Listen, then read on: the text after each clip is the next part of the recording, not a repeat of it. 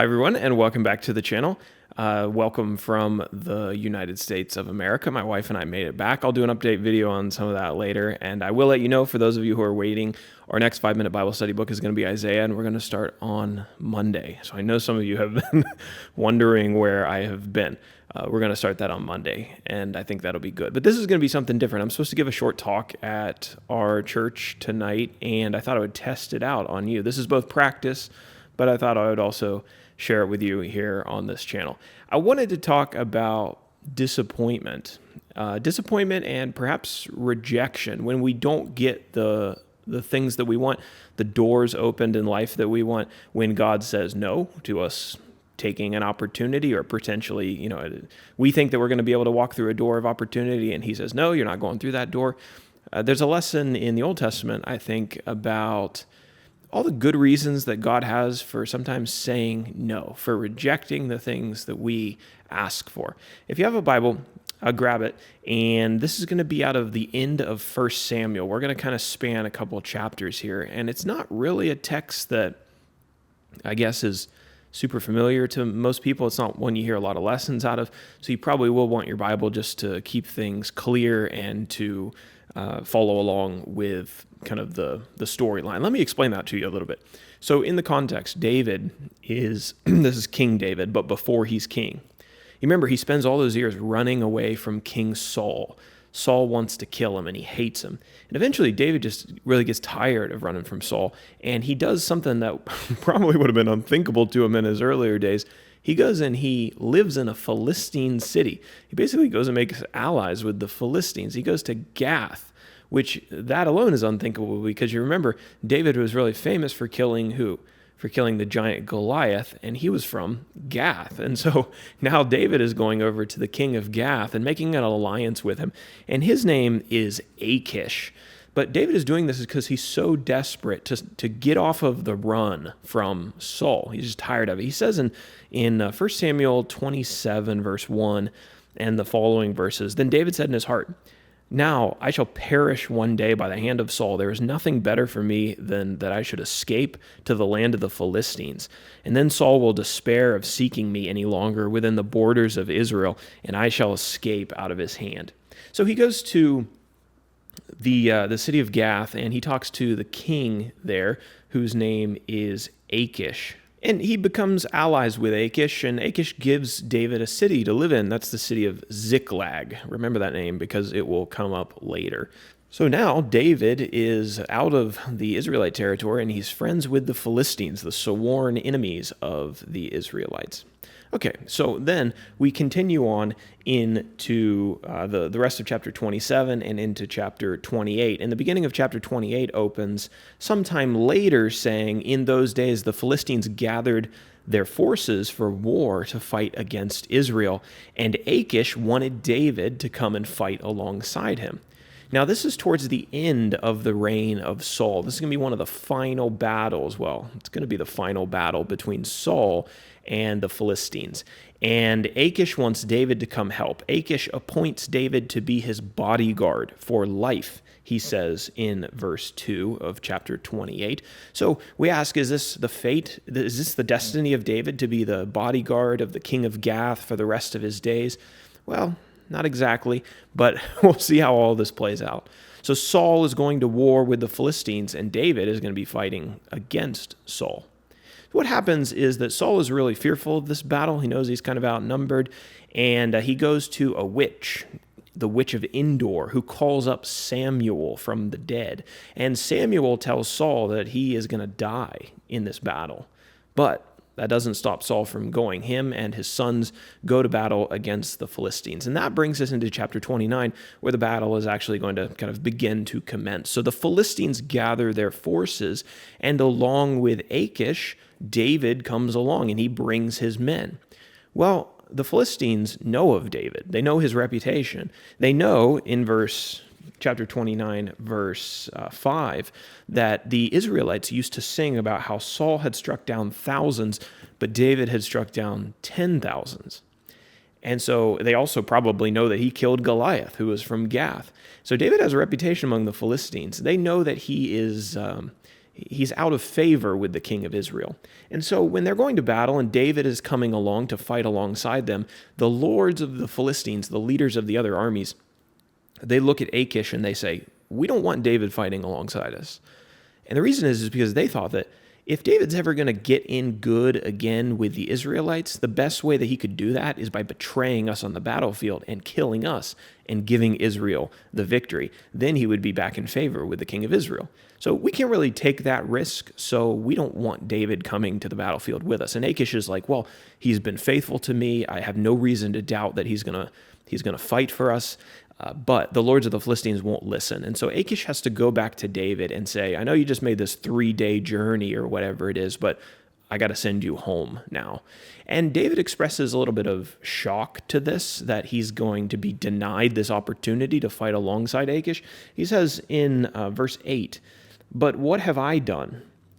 What have you found in your servant from the day that I entered your service until now, that I may not go and fight against the enemies of my lord, the king? So he's like, why are you sending me away? I've always been faithful to you. And Achish says, I know you've always been faithful to me, but the other lords of the Philistines, they don't want you here. So David has this door kind of closed on him. He was ready to fight. He thought that this was going to be what he was doing, but he experiences this rejection by the Philistine lords. And now he's sent home. So the battle is going to take place without David. And as we think about this rejection that David experiences, I want to take some applications from this and to think about it a little bit, because in the rejection of David from the battlefield, we can learn a lot about maybe why God might reject some of our prayers or tell us no when there are certain doors that we want to walk through, but he's not going to allow us to walk through. I should also mention, well, we'll get to that in a second. So the first application that I want to take away from this is why God may reject our prayers or say no to us taking an opportunity that we want to take, that we want to be able to, telling us we can't walk through a particular door in life and take a particular direction in life. The first reason is it comes from David's destiny. Okay, so David goes to fight with the Philistines. His destiny has already kind of been set by the Philistines, and that is that he's going to be the bodyguard of Achish. Achish says this, for the rest of your life, you can be my bodyguard. Well, was that going to be David's destiny? Is that what God intended for David? Was that the best that God had in store for David? And the answer is no. David had already been told this, but we know that David ultimately is going to take the throne of Israel. So he's going to be the king of Israel, and ultimately he's going to be Lord over the Philistines, and that he's going to subjugate them to Israel. And so God has a different destiny, a better destiny in store for David than what Achish has in mind and the Philistines have in mind. And ultimately, David has an even greater destiny in that the Lord is going to use him and his throne and his line of children to bring about the Messiah. And that only happens if he's the king of Israel, not if he's the bodyguard of Achish in the Philistine territories. Okay? So God says no. God causes David to be rejected by the Philistine lords. And this is a good thing because it means that David's greater destiny can be fulfilled. And I think there's an application there for us, and that is that maybe sometimes God doesn't allow us to walk through doors that we want to walk through, or he rejects opportunities for us, causes us to be denied things that we want to do because he has a better destiny in store for us. We always think we know the direction that our life should take, but we don't. We don't always know what's best. God does. He can see the future. He can see unique and special ways that he can use us for his glory and in his service. And so sometimes God says no when we want to do something, but in the end, he knows that that's going to lead us to a far better life. And that was certainly true in David's case. So that's the first application I think we can take away from this, is that God may have a better destiny for us. And that's why he says no sometimes to the things that we ask. Now, we need to know a little bit more about this battle that's coming up in chapter 30 and 31 in order to make this application. This is going to be the end of Saul's reign. King Saul is going to go to battle against the Philistines, and he's going to be killed in that battle. Now, if you know anything about David and you've read anything about his years running from Saul, he had a number of different occasions on which he could have killed the king, could have killed Saul. And he wasn't totally unjustified if he took that opportunity. Saul was chasing him down, trying to murder him unjustly. Saul was in the wrong, and David was in the right. And so if David had just, finished Saul off, a lot of his men thought that that's what he should do. Just kill Saul, get him out of your hair. But David said, no, I'm not going to put my hand against the Lord's anointed king. I'm not going to do violence to the Lord's anointed king. Somebody else might do it, but I'm not going to do it. So one thing that we see in God rejecting this opportunity for David, the Philistines turning him away, but ultimately that being in God's providence, is that God protects David from violating his conscience and doing things that he is uncomfortable with, doing things that he never wanted to do. David did not want to play a hand in Saul's death because he honored the position that God had given him. If David had gone to battle with the Philistines, he would have been participatory in Saul's death, something that he had tried to avoid for years. And so God saves him from getting into that dilemma and having that potential, problem with his conscience on his mind for the rest of his life by God excusing David and closing this door of going to the battle with the Philistines versus the Israelites. Right, so God keeps him from going in a direction that he never wanted his life to go by telling him, no, you need to return home to Ziklag. And so this is also something I think that we can take in application, and that is that maybe God says no to our prayers because he can see the future. He can see that if he opens a door for us and lets us walk through it, that it may lead us into situations that we never wanted to be in. We want to serve the Lord. We want to live our lives in Christ's likeness and be like Jesus. And it may be that if God allows us to walk through a particular door, that's difficult. We get into circumstances that we never thought we would be in, that our life is harder, that living like Christ is harder than we ever wanted it to be because there were threats and dangers behind that door that we couldn't see, but God could see. So he goes ahead of time and closes that door and says, no, you're not walking through there. And I know what's down the road there. You're going to take this other option. And in the moment, that feels like rejection. It feels like God didn't open the door that I wanted him to open. But in the end, we realize that actually it's God's protection over us from getting into situations that we never wanted our life to go in. And that would have been true if David had gone to battle against Saul and had played a role in Saul's death. So that's application 2. Now, application number 3 is another reason that God may reject our prayers, and it's also from this same battle. You see, it wasn't just Saul who dies in the battle, but it's also his son, all of his sons, but specifically Jonathan. And Jonathan was David's best friend. Jonathan knew that David was going to be the next king of Israel. He even, kind of stepped down from being the heir of Israel, and he recognized David was going to be the king. And he longed to serve on the right hand of David when David became the king.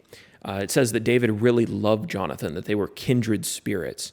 And I can't imagine the guilt that David would have felt if he had gone to this battle with the Philistines and had played a role in killing his best friend or enabling the Philistines to kill his best friend. That probably would have weighed on him for the rest of his life. God saves him from harming somebody that he loves by closing this door of opportunity, by rejecting him from the battlefield. The lords of the Philistines did him a favor, no doubt directed by God, by saying, no, David, you're not going to go. Saves him from harming people that he loves. And I think there's application here for us as well. Sometimes our prayers get a negative answer. We get rejections on the things that we propose to God and ask God for, because maybe if he allowed us to do those things, we would end up harming people that we love. Maybe it would be our family. Maybe we would get into a situation where we were so busy or in a negative environment where we would harm our family, our children, our wives, our husbands. Could be that we harm people that we love in terms of our church family. Maybe we get into things we shouldn't be into, and we do damage to them. We have to live with that regret for the rest of our lives. Sometimes God says no, because if he said yes, we would hurt people that we love. And he doesn't want to let us do that. And so he closes the door. And again, it's like we can't see that. when we pray for the things we pray for. We have such limited perspective, but God can see those things. So even though we may not understand why God says no, we can say, well, could have been that if he had opened that door, maybe I'd hurt somebody that I loved. And so I'm going to thank him for whatever he protected me from. That's a possibility. So those are three applications why God may say no to our prayers that we see in David. But there's one more that I want to cover here before we finish up, and that is that maybe God says no to our prayers sometimes because there's somebody right where we are now that needs our help, and so God doesn't want to give us an opportunity to leave and go somewhere else, at least until we help that person who is in our immediate vicinity who needs our assistance. And we learn this from what David does after he is rejected from the battlefield. So he goes home to his town in Ziklag, and what he finds there is that when he arrives, the town had been raided and burned, and his wives and children had been taken captive. They hadn't been killed, they had been taken captive, and they had been carried away by another group of people. So they get to their town, and they're super sad about this, and David inquires of the Lord, what should I do? And the Lord tells him that he should pursue these people who have captured his family, and that he will be able to recover them.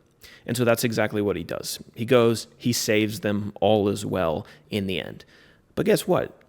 If David had gone to battle, if the Philistine lords hadn't closed that door, then he wouldn't have been there to save his family and friends and the families of his compatriots. He would have been off fighting with Saul on the battlefield, and his men would have been exhausted, and half of them probably, dead. He wouldn't have been able to come back to Ziklag and pursue those kidnappers and save his family. So I think the application that we can take away from this is that maybe God says no sometimes to us walking through doors, because maybe there's someone where we are right now who really needs our help. And this can be kind of hard to swallow and to understand because we're often very self-centered. When we think about God opening opportunities for us and doors for us, we think, well, this is about me. It's about my life, and my life is often the center of my mind at all times. But maybe God says no to us sometimes because somebody else needs our help. Maybe we can benefit somebody else who's there with us in that very moment. So God doesn't want to send us somewhere else. He wants us to stay there and to help that person.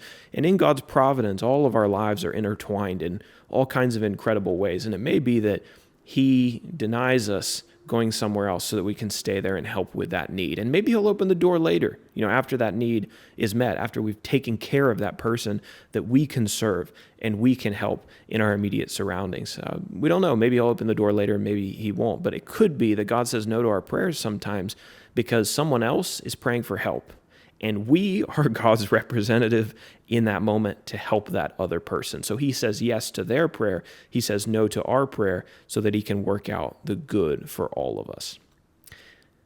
I think those are the only applications that I have from the text. 4, takeaways from this. And it's a good lesson on how you can learn lessons from even what seems kind of like obscure text in the Old Testament. So I think the key takeaway from this is that we are servants of God. We go where he puts us, and we trust that he always has our best interest in mind, and that he has really good reasons sometimes for telling us no, even though we don't like to hear them all the time. And that we can be content when we meditate on some of these reasons and look at David's example and other examples in the Bible, right? Here's 4 reasons why God might say no to us. And they're all loving reasons that show that he cares about us and that he is willing to override our desires to do what's best for us.